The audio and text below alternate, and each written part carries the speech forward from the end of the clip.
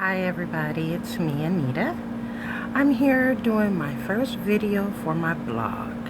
I was really excited to do that, initially because it was going to be about my new journey into my new life, leaving corporate America and stepping into being an entrepreneur. Instead, I'm writing or videoing a blog about my experience. See, once I left my job, I decided to go on vacation here to New York, and while I was here, I decided I was going to visit Black Ink and get me a small Ankh tattoo on my arm to symbolize this new life I'm beginning for myself. So initially, when I told my son, he was very displeased. He was like, "What are you doing? Why are you supporting this man who perpetuates negative images of black people in America on his television show?" My reply was, well, I understand that, and I certainly don't agree with the imagery that's portrayed of blacks on that show. However, he's still a black man, and I thought that maybe he was just using that platform as a means to an end to promote his art, which is tattooing. So, and I said, well, I'll give him a try. It's still only a small tattoo. I didn't want to prejudge the man before I knew him. I mean, obviously, what you see on TV isn't real, but I thought maybe he was a genuine good artist, and I wanted to give him my business. So I go into the shop. Long story short, everybody was friendly. I sit and wait. He had another client. When he was done with the client, he left the shop. Mind you, all the while I'm there, the man hasn't spoke 2 words to me. He didn't consult me about my tattoo.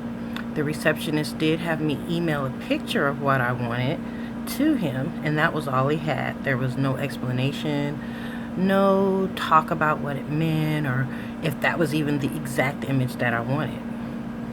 But when he left, another young woman comes over to me who was I guess another tattoo artist with the open bottle of Hennessy that she was clearly drinking out of while at the shop, and seemed to be a little inebriated.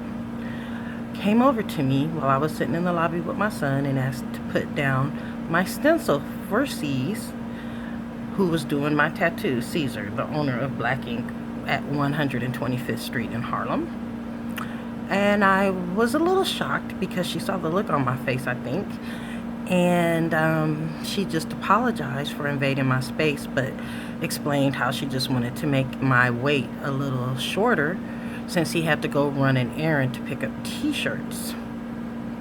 So I was like, well, I guess it's okay, but I'm thinking in my mind, nobody knows what I want. No one's consulted me about my tattoo. But at this point, I'm thinking, well, when he gets back, I guess I can speak to him a little bit more about what I want, even though the stencil's late. Because I explained to her, and she said that he can go ahead and add the little extra or whatever I wanted outside of the symbol of the Ankh. So she lays the stencil. I look at the stencil, and I'm thinking, no, it looks crooked. But she explains, oh no, it's just your angle that you're looking at it from, and it'll be straight when he's finished. She calls over another tattoo artist, well, whom I assume was another tattoo artist, over to look at it, and he was like, oh yeah, it's fine, it's good. So I let that dry on my arm. 5 or 10 minutes later, Ceasar waves me over to his chair. Mind you, he didn't call my name. He just waited for me to look up so he could wave me over. And so I go over to his chair, and I guess I sit down. I wasn't invited to sit down, but I sit down, and then he goes, "Yay, how you doing?" And I'm good. How are you? And he sits down, and he looks at the stencil, and he goes, "Well, what happened to the cross? I thought you were doing a cross." And the other tattoo artist explains to him, no, that's correct. It wasn't a cross. It was just how she cut out the stencil. So he just proceeds to start the tattoo. I was trying to explain to him what I wanted, and I brought up the picture of how it looked because she cut off a lot of the picture on the stencil so he can get a full view, if he hadn't already, because who knows if he had, of what I wanted. So yeah, he just says okay, and kind of like didn't really say anything when I showed him my picture, and then he just starts the tattoo. And he finishes it actually pretty quick, but man, it was so painful when he was doing the tattoo. And I was kind of glad he did it really fast. But I don't know that that was a good thing. So it didn't look all that great when he finished doing the unk. But I was like, maybe he's gonna clean it up a little bit. You know, I'm not an artist. I'm not a tattoo artist, so I certainly couldn't tell him how to do his art. So when he finished the unk, he wanted to do the background I wanted, and he asked the other tattoo artist, the same one that laid my stencil, to pick a color for the background. So she does. She picks a color for the background. He looks at the color, puts them back, and picks his own color, and kind of shoos her away. So he goes in laying down the background, and that happened even faster than he did the unk. And I'm talking to the other tattoo artist, mind you, that I'm doing that during the whole tattoo. He's joining in the conversation a little bit, but not much of a conversationalist, let me say that. But he goes, okay, I'm done. And so I look down at the tattoo and I'm thinking, oh, he goes, how do you like it? And I'm like, well, yeah, it's okay. I'm thinking it's not a finished tattoo, mind you.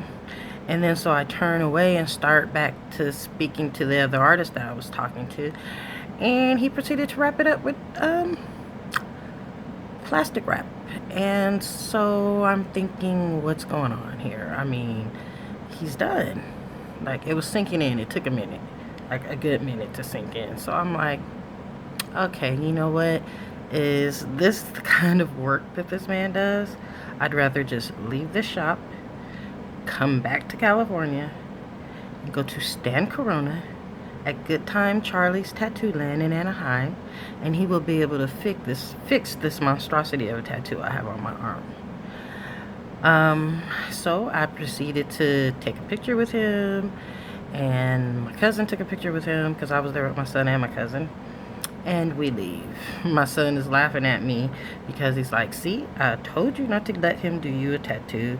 The man is a fake and he's a fraud. But, you know, I didn't know him. I wanted to give him the benefit of the doubt.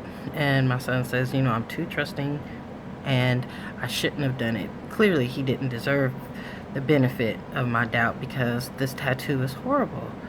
And I just can't believe that this is what he would allow to walk out of his shop. I was going to try to provide the tattoo in this video, but I have taken some pictures and I'm going to post them below my video. Please feel free to comment. But I also want to send a message if Ceasar happens to see this video. One thing I have to say is work on your craft and be dedicated to your craft and your art. And let people know that you're dedicated to your craft and your art by providing good service to your customers, showing that you care, talking to your customer about the artwork that you're about to put on them permanently. This is a permanent piece of art that I have on my arm. Well, I don't know about art. You took a stencil, there was no art. You just took a stencil and you copied it and put it on my arm without even discussing it with me. But it's my own fault because I should have walked away. But it's a lesson learned. But besides that, I thought I was only going to walk out with an ugly tattoo. Well, instead, I have a ugly tattoo that's also healing poorly. It was dug in so deep in sections of the tattoo that it's healing very badly. And 6 days later, I have pus. It's very disgusting. So I'm trying to treat it. Luckily, I have training in that area. Bought some aloe vera, Neosporin. I'm breaking out all the big guns to try to help this tattoo heal and not scar myself too badly. So I would say to all the other people out there watching is understand that reality TV isn't reality. This man clearly isn't the gifted artist that he's asking $200 for as a minimum on a tattoo. It's really sad because I was hoping to be able to say good things about my experience there and prove my son wrong, but alas, Ceasar only proved that my son was right and that that show is a travesty and that they aren't true artists, that they are not concerned about their craft, but they're more concerned about their celebrity and getting their paper. So I would say, please work on your craft. And anybody out there looking for a tattoo, I would definitely not recommend Black Ink 125th in Harlem, New York.